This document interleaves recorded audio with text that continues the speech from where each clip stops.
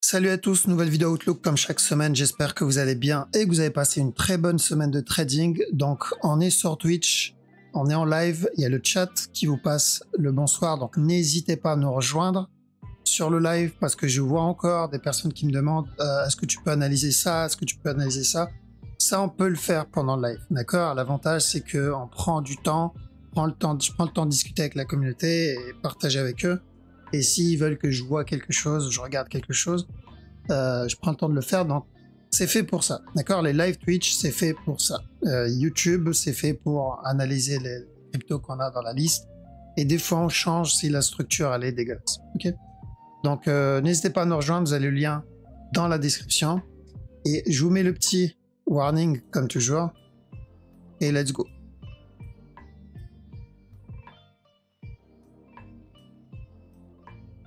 Alors, j'ai baissé un peu le son à la musique. Voilà, je pense que ça suffit. Et on va attaquer avec le Bitcoin. Le Bitcoin, donc crypto d'abord. Alors, sur la dernière vidéo, pour rappel, on avait dit quoi? On avait dit, on attend donc la correction. Une fois la correction terminée, un nouveau plus bas. C'est ce qu'on a eu, ok? On a bien dit de faire attention au potentiel flat là-dedans. Si c'est le cas, c'est le drop. Donc maintenant que le bas est cassé, je n'ai pas de nouveau plus haut. On est toujours dans une tendance baissière. Donc il n'y a pas vraiment de raison encore de rentrer à l'achat. Mais si la structure, parce que la tendance baissière, j'insiste, hein, c'est du 1 heure. C'est celle-là, c'est la structure 1 heure. Par contre, sur la structure 4 heures, on est toujours dans une uptrend. Donc n'oubliez pas, tout dépend de ce que vous recherchez. Est-ce que vous voulez trade la downtrend ici ou est-ce que vous voulez trade la uptrend ici? D'accord? Et si on part en daily ou en weekly, on est dans une daily, dans une downtrend. Car pour beaucoup, ça paraît logique, mais j'insiste parce que je sais, il y en a, ils ont encore des difficultés avec le fractal.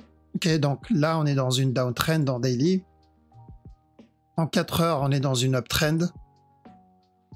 Là-dedans, en 1 heure, on est dans une downtrend ici. Ok? Donc, je choisis ce que je veux trade. C'est important. Du coup, en 4 heures, tant que ce bas-là n'est pas cassé, malheureusement, celui-là, voire même celui-là, on est toujours dans cette tendance. On peut avoir juste ça et encore un. Ok? Donc ça peut être juste une correction. On fait gaffe à ce bas-là. Ça peut être juste une correction et un up. Je n'exclus pas le gros flat qu'on a vu la dernière fois.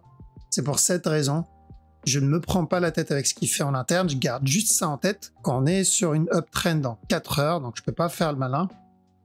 Et je focus la structure en 1 heure, comme on l'a fait la dernière fois. Donc là, on a cherché correction drop. Maintenant que ce bas est cassé, bah, on peut avoir un flat, un running ici. J'aime pas trop ce running parce que pour moi, ça c'est déjà terminé en tant que régular. Alors, mais je le garde en tête juste au cas où. Par contre, ceux qui tradent en interne et si vous avez un buy setup, pourquoi pas au moins pour un plus gros B. D'accord? Au moins pour un plus gros B. S'il vient péter le bas tout de suite, ça sera pour running flat ou un future running. Donc ça sera une continuation baissière. Ok? Donc faites très attention. Cette structure n'est pas terminée. Pour moi, elle n'est pas terminée. C'est encore baissier. Et ceux qui veulent acheter, ceux qui veulent prendre le retournement, on a besoin d'une correction ici. BE à la cassure de stop. C'est du 1 heure. Hein. D'accord? C'est du 1 heure. Ok? Pourquoi? Parce qu'on peut avoir juste une plus grosse correction et un drop. Je pense pas, mais tester la plus grosse correction, ça serait déjà pas mal. On va regarder ce que font les autres cryptos, mais actuellement, j'ai pas vraiment de raison d'acheter. En tout cas, en 1 heure, j'ai pas de raison d'acheter. En 15 minutes, pourquoi pas le running ici? D'accord? Celui-là. Donc un gros spike et ensuite un nouveau plus bas. Donc faites attention ici parce que tant que ce bas-là n'est pas cassé, d'accord, on peut avoir encore un push minimum pour un running flat. Ça peut être un gros régular, A, B, C, buy qui viendra péter le top. Ou sinon, un running d'abord, C, et ensuite ça. Ok, ça c'est du 15 minutes. Donc on a vu tout à l'heure en 1 heure. Là, ce qu'on est en train de voir, c'est en 15 minutes. Okay. Donc 15 minutes, attention à ça. Un flat là-dedans. Et un petit push. Mais je viserai pas le top. Hein. Je viserai déjà le running, juste de quoi mettre le BE. Ethereum. Alors, on va passer sur du 1 heure. Parce qu'il est fatigué. Ok. ETH, pour moi, c'est correctif, ça aussi. D'accord, c'est correctif. Donc, on risque un gros flat là-dedans. Jusqu'à ce bas-là. BNB. Alors, BNB, il a donné un petit buy setup ici. Un nouveau plus haut. À chaque nouveau plus haut, bien sûr, on monte les BE parce que là, on a cassé la structure 4 heures. Voire même peut-être... Ouais, la structure 4 heures, on l'a cassée. La direction sur la structure 4 heures, on la connaît. C'est une correction et ensuite une continuation. Donc, c'est corrigé, mais c'est toujours de l'achat. Ça, c'est pour le gros move. Par contre, en 1 heure, c'est risqué de rentrer ici et d'oublier le trade. On prend les buys, setup, mais BE, TP à chaque nouveau plus haut. Donc, s'il me donne une correction, l'idéal, c'est que ça soit plus grand. Pareil, BE à chaque nouveau plus haut. Là, je vois pas de structure corrective, en tout cas en 1 heure. Voire même peut-être un petit sell setup ici en 15 minutes en préparation, là-dedans. Si vous voyez corriger, faites attention, on peut avoir un nouveau. C'est du 15 minutes. Je sais même pas si ça sera bon le temps d'envoyer la vidéo. Ça se peut, ça va être validé ou invalidé.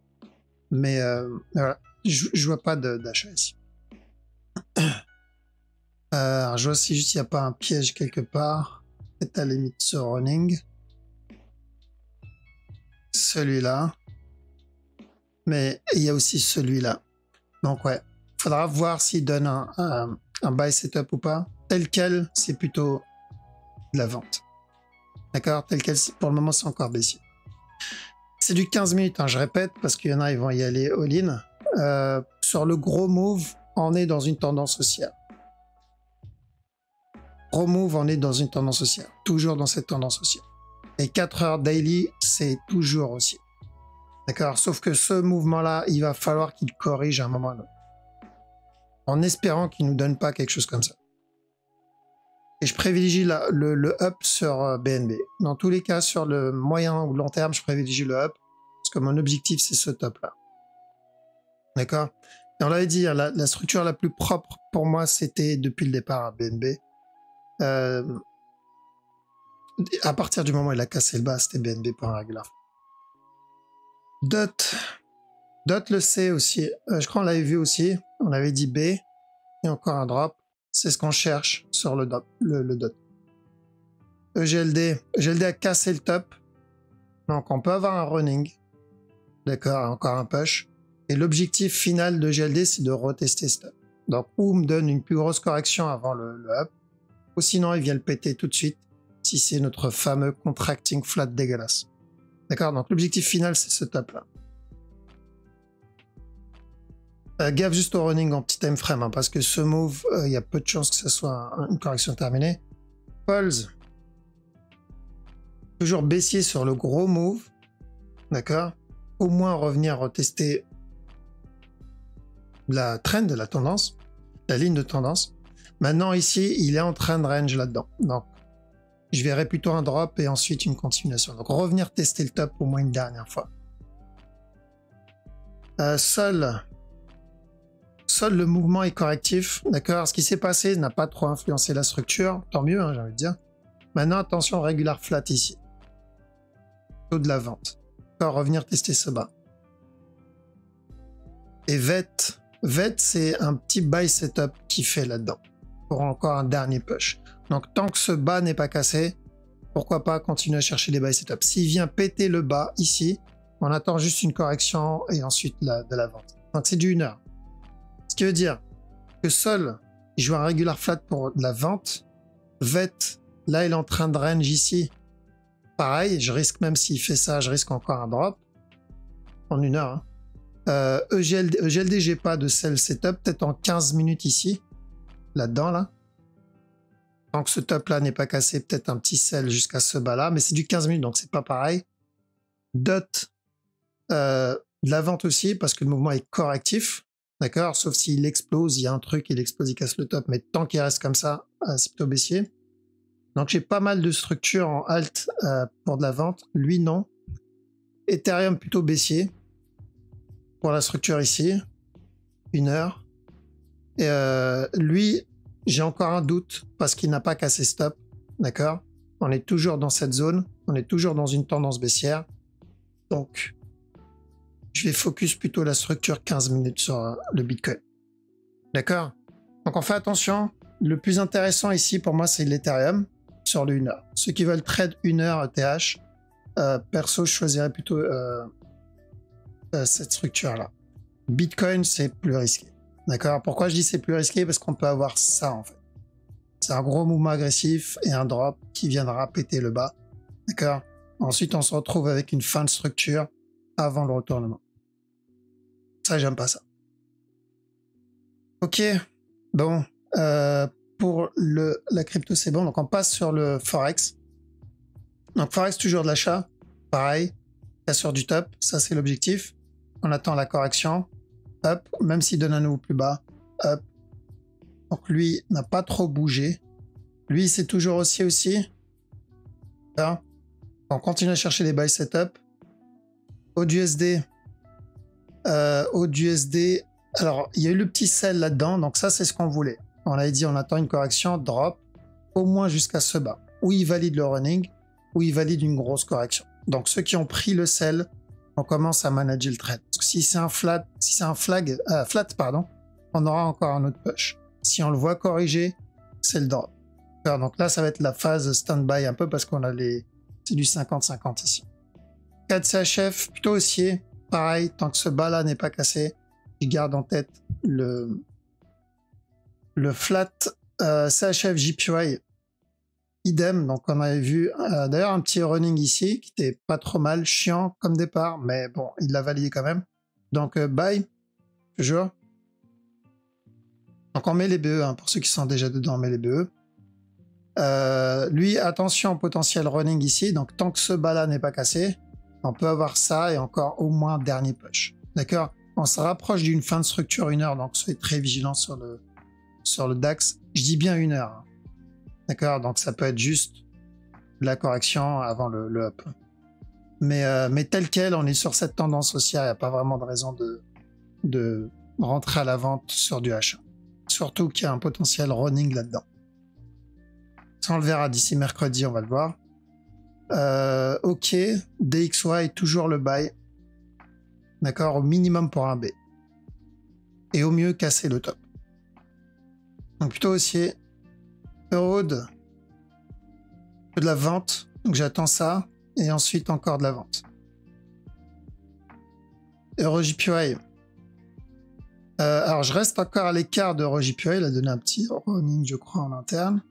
Okay, mais ça peut être juste une correction ici. Et encore un drop. Alors, j'ai un gros doute sur cette structure. Donc, s'il me donne une plus grosse structure corrective, je prendrai de l'achat. Sinon, j'évite. Et je privilégie plutôt de la vente, je l'ai déjà dit. Parce que mon objectif, c'est d'avoir ou le gros régular ou au moins un running flat. Ça, c'est l'objectif sur la grosse structure. Mais on sait que c'est la petite qui forme la grande, pas le contraire. Euro NZD, donc j'attends un retournement sur Euro NZD. À chaque nouveau plus bas, on cherche des buy setup. Ça devrait pas tarder, je pense. Eurosec, de la vente. Ou sinon, il va corriger, mais ça sera toujours de la vente. Euro USD. Ok. Correction. Et ensuite, encore un nouveau plus haut. GBP Aude. Alors, GBP Aude, l'objectif, c'est revenir tester le top. D'accord? Maintenant, c'est pas normal qu'il vienne retracer autant. Donc, on va voir ce qu'il va faire derrière, si c'est un flat ou pas. Pourquoi je dis ça? Parce que ça peut être une structure beaucoup plus complexe que prévu. Mais l'objectif pour le moment, c'est ce top-là. Ok, mais là, il n'y a rien. Là, actuellement, il n'y a rien. C'est pas la meilleure structure. GBP CAD, toujours pareil, c'est le running flat qu'on cherche. Donc, si vous avez des sell setup, pourquoi pas? Mais là, il n'y en a pas. D'accord, là, il n'y en a pas. Je pense qu'on va avoir même peut-être un petit up là-dedans sur du 1 heure. GBP JPY, de l'achat. D'accord, toujours pareil. Hop, ici. GBP NZD. Lui aussi, c'est un peu comme GBP Oud, mais c'est plus propre que GBP Oud. Parce que même s'il vient me donner un nouveau plus bas, alors que ça soit pour une plus grosse correction ou juste pour venir péter le bas tout de suite, je cherche de l'achat ici. L'objectif, c'est ce top. Et je préfère privilégier celui-là que le GBP Oud, personnellement. Alors, donc, haussier. GBP USD running. Donc, l'objectif, c'est... Premier objectif, c'est... Enfin, le premier scénario, pardon, c'était casseur du bas. Alors, on avait dit buy, nickel. Ensuite, on avait dit sell. On a déjà fait tout ça. Pourquoi sell? Parce que c'est ou un plus gros B. Dans ce cas-là, ça vaut le coup. C'est une tendance baissière. Ou il vient péter le bas. Donc, ça ne change pas. Maintenant qu'on a bien eu ce mouvement agressif, on commence à bien manager le trade. D'accord? On peut avoir un running là-dedans avant le drop. Mais c'est toujours baissier. NZD CHF. Casser le top. D'accord? C'est venir casser le top. Même s'il revient péter ce bas-là, c'est revenir casser le top. Ce mouvement, il est correctif. Pour moi, ça, c'est juste un A. J'attends un B. Et l'objectif, c'est le C. NZD JPY. Buy aussi. D'accord? Buy. Donc, on a dit la correction, cherche de l'achat.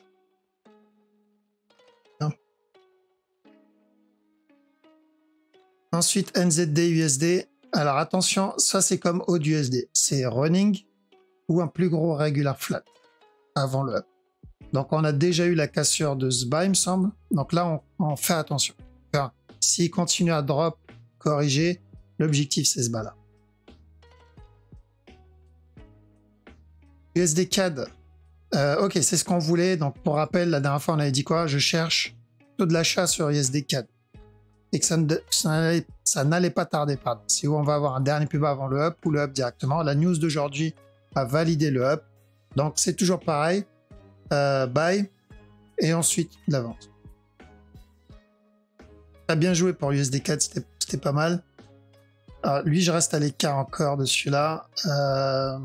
Lui, je veux toujours le B. On a tenté le petit running ici qui était propre pendant la news. Celui-là, avec le petit flag ici. Donc, on fait attention ici. Pourquoi? Parce que pour moi, c'est juste le départ d'un B. Je pense pas que ça soit l'expanding. C'est possible. Je vais pas prendre tous les profits au cas où c'est l'expanding. J'irai pour le plus safe, un B. Alors, si c'est un B, on aura encore un drop. Si c'est un expanding, il cassera le top. Donc, si vous avez pris le running, c'est le bon moment, je pense, de mettre un BE.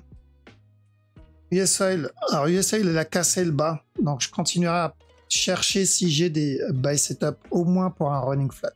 Minimum pour un running. Et au mieux pour venir terminer le gros flat ici. Bon, j'ai pas de raison de rentrer à l'achat ici encore. J'ai pas de buy setup en vrai. Pourquoi pas là, s'il corrige. Je tenterai ici. Bon, le marché là, il va fermer, mais à l'ouverture, c'est ce que je vais surveiller. Silver, un petit buy setup, j'avais pas vu. Tiens. Donc si j'ai un flag, lui, je le tente. Buy. Et ok, bah c'est ça.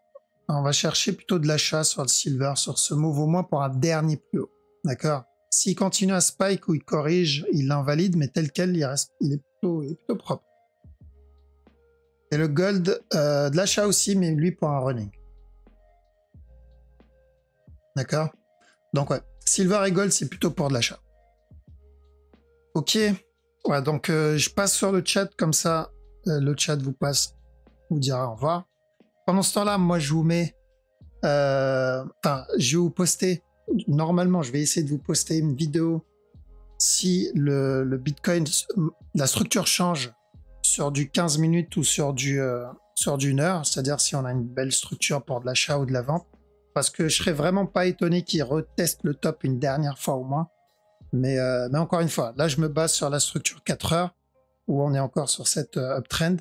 Donc, je reste très vigilant dans cette zone. Vraiment, je reste vraiment très vigilant dans cette zone. J'essaie de prendre les mouvements en interne que si c'est vraiment propre. Je ne veux pas FOMO ou FUD. J'ai en un normalement snipé les points d'entrée, les dips avec le spot, d'accord? Parce qu'à chaque nouveau plus bas, on les a anticipés les nouveaux plus bas en 4 heures. Donc on a pu avoir et acheter du Bitcoin moins cher sur le spot, mais sur le futur c'est différent. Alors c'est différent. Pourquoi? J'ai pas envie de cramer mon compte futur juste à cause du FOMO, quoi. D'accord? Donc, la structure à laquelle on est actuellement, 4 heures, elle est dégueulasse. Pour moi, elle est corrective. Ça sent un nouveau plus bas.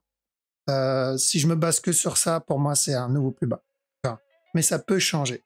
En 2020, il me semble, 2019 ou 2020, je me rappelle plus, le début du up move, du gros up, du bull run, le début était très correctif, d'ailleurs. On s'attendait à un dernier plus bas.